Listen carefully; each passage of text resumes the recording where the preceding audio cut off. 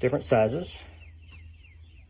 Looks like 5/16, 25/64, 27/64, and a 1/2 inch. I'm going to try them out on a piece of scrap wood here before I make a run on my permanent project. So I'm going to load one of these bits in my router and see how it looks. All right, so I've got the bit mounted in my router here, and I made a couple passes on this piece of scrap wood. It seems to come out really nice, very smooth. And I got another pass on the bottom here.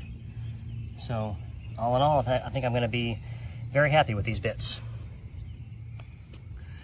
So after testing on my handheld router, I loaded it into my router table, and I'm going to try on another piece of scrap wood before I try on my finished wood, and we'll come back and visit. Okay, so here is the 1/2 inch bit chamfered edge on the scrap wood. It's very clean, very crisp, very consistent.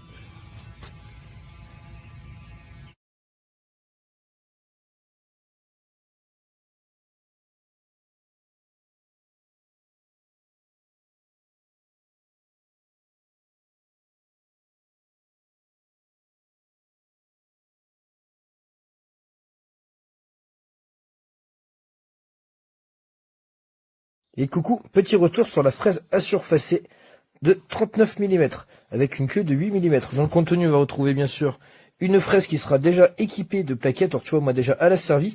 J'ai fait tout un bureau avec sans avoir à tourner les lames pour l'instant.